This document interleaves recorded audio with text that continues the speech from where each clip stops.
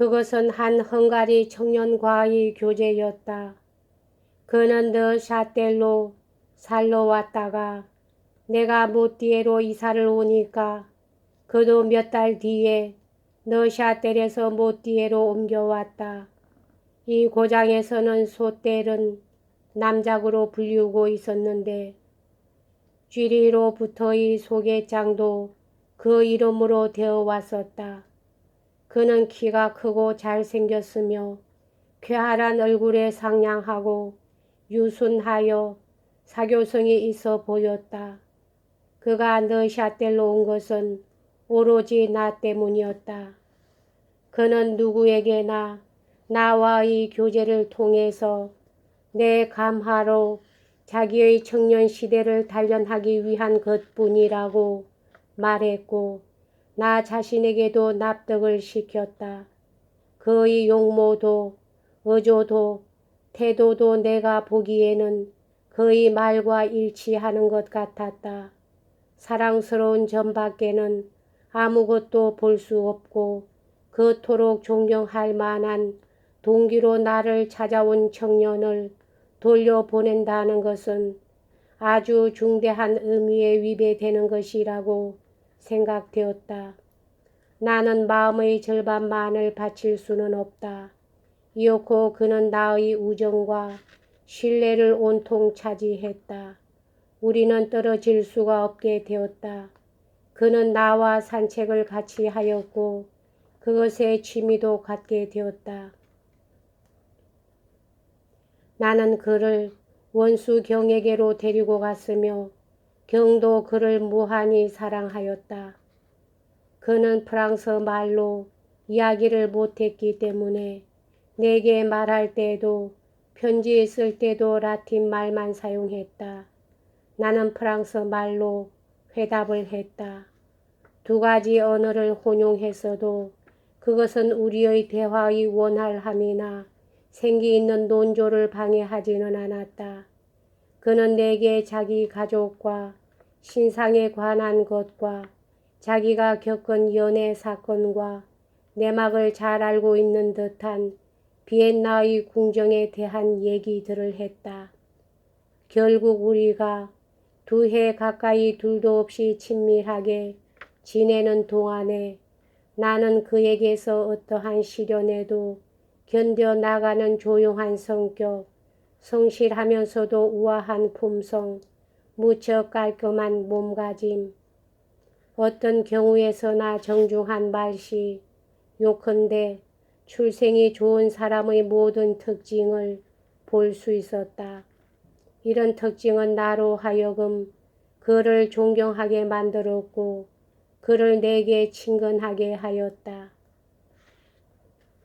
그와의 사이가 무척 친밀했을 무렵 저네버의 디베르노와가 편지를 보내 내 이웃에 와서 살고 있는 젊은 헝가리 사람을 경계하라는 것, 그는 프랑스 정부가 내게로 보낸 스파이라는 것이 확인되었다는 것을 알려주었다.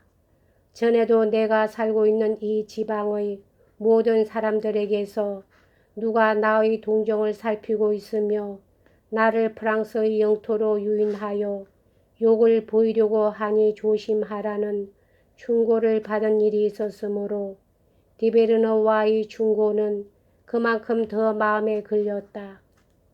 시시한 이간질을 하는 놈들의 입을 한꺼번에 틀어박아 버리기 위해 나는 소떼른에게 사전에 아무 말을 하지 않고 뽕따르리에로 산책을 가자고 권했다. 그는 여기에 동의했다. 우리들이 뽕따르리에에 도착했을 때 나는 그에게 디베르노와의 편지를 읽어보라고 주었다. 그러고 나서 그를 따뜻이 포옹하면서 나는 이렇게 말했다.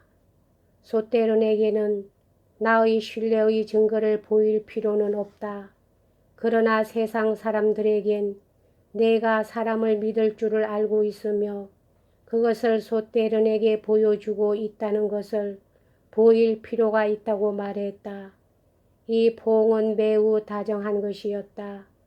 박해자들로서는 이해할 수 없는, 또 피압박자에게서 빼앗을 수 없는 희열의 하나였다. 나는 소떼런이 스파이였다느니, 그가 나를 배신했다느니 하는 것을 결코 믿으려 하지 않았다. 그러나 그는 나를 속여왔다. 내가 그에게 내 마음을 기탄 없이 토로하고 있었을 때도 그는 끝내 그의 마음을 닫고 거짓말로 자기 고국에 얼굴을 내놓는 것이 필요하다는 것을 나에게 알리려고 뭔지 잘 알 수 없는 대먹자는 이야기를 나에게 꾸며 댔다. 가능하면 빨리 떠날 것을 나는 그에게 권했다. 그는 출발했다. 그래서 나는 그가 이제는 헝가리에 가 있을 줄로 믿었는데 그가 스트라스부르에 가 있는 것을 알았다. 그가 그리로 간 것은 이번이 처음은 아니었다. 그는 거기서 한 가정에 풍파를 일으켜 놓았다. 그 남편은 내가 그와 만난 것을 알고 그 일에 대하여 내게 편지를 보낸 일이 있었다. 나는 젊은 아내는 부덕으로 소떼르는 그의 의무로 되돌아가게 하기 위해 가전 염려를 아끼지 않았었다. 나는 이 남녀가 완전히 떨어진 것으로 믿고 있었는데 그들은 다시 서로 가까이 하고 있었다. 그리고 그 남편까지도 그 젊은 청년을 자기 집에 끌어들이는 친절을 베풀었다. 이렇게 된 이상 나는 아무 말도 하지 않았다. 나는 이 자칭 남작이 많은 거짓말로 나를 속여왔다는 것을 알았다. 그의 이름은 소떼른이 아니라 소떼르샤임이었다. 스위스에서 그에게 준 남작이라는 칭호에 대해서는 결코 그가 붙인 것이 아니기 때문에 그를 책할 수 없었다. 그러나 그가 정말 귀족이었던 것은 틀림없다고 생각된다. 사람을 볼 줄 알고 그 나라에 간 적도 있는 원수경도 그를 언제나 귀족으로 알고 있었고 또 그렇게 대우했었다. 그가 떠나자 곧 그가 모띠에게 있을 때 묵고 있던 여인숙의 하녀가 그의 아이를 가졌다는 소문이 났다. 그녀는 얼굴도 못생긴 천한 여자였고 게다가 그의 독실한 태도와 품행으로 이 고장에서 널리 존경을 받고 소중하게 대접받고 있던 소떼르는 결백이란 것을 큰 자랑으로 삼고 있었으므로 이런 철면피한 소문들은 모든 사람들을 불쾌하게 만들었다. 그의 관심을 끌려고 헛수고만 한 이 지방 여자들은 분해서 어쩔 줄을 몰랐다. 나는 분개를 참을 수 없었다. 나로서 가능한 노력을 기울여 이 뻔뻔스런 계집의 입을 막을 생각으로 나는 비용을 들여 소떼르샤임의 보정을 서겠노라고 장담했다. 나는 그에게 편지를 썼다. 그리고 그 임신이 그의 소행이 아닐 뿐만 아니라 만들어낸 말로서 모든 것이 그의 적과 나의 적들이 꾸며낸 연극에 지나지 않는다고 굳게 믿고 있었다. 그가 이 고장으로 다시 와서 그 맹랑한 계집과 그 계집애에게 그런 말을 하게 한 놈들을 혼내주도록 나는 바라고 있었다. 나는 그의 기죽은 해답에 깜짝 놀랐다. 그는 그 천한 계집이 소속되어 있는 교구의 목사에게 편지를 보내 사건을 무마시키려 했다. 이런 일을 알았으므로 나는 거기서 손을 뗐다. 이토록 추잡한 녀석이 나와의 친분이 한창 무르익어 갈 때 용이 주도하게 나를 속여 넘길 만큼 충분히 자기 자신을 억제할 수가 있었다는데 나는 감탄했다.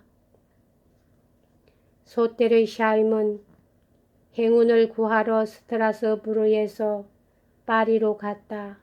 그러나 거기서 그는 불행밖에 얻지 못했다. 그는 자기의 잘못을 뉘우치는 편지를 보내왔다. 우리들의 예정을 생각할 때 나의 마음은 아팠다. 나는 그에게 약간의 돈을 보내주었다. 이듬해 파리에 들렸을 때 나는 그와 다시 만났다. 그는 거의 전과 다름없었다. 다만 랄리오 씨와 무척 친밀했는데 어디서 알게 되었는지 또 그것이 옛날부터인지 최근의 일인지는 알 수 없었다. 2년 후에 소테르샤임은 스트라스부르로 돌아가 거기서 내게 편지를 냈다. 그리고 거기서 죽었다. 우리 둘의 관계는 대략 이러하였다. 내가 그의 모험에 대해 알고 있는 것도 이 정도였다. 그러나 이 불행한 젊은이의 운명을 딱하게 여기면서도 나는 여전히 그가 좋은 가문에서 태어났으며 그의 행동이 어지러웠던 것은 모두 그가 처해 있는 환경 때문이었다고 믿었다. 실상 내가 모띠에서 사람들과 관계를 맺고 또 알게 된 것은 이와 같았다. 그때 내가 받은 잔혹한 손실을 보상하기 위해 이러한 교제가 얼마나 필요하였던가. 여기까지 하겠습니다.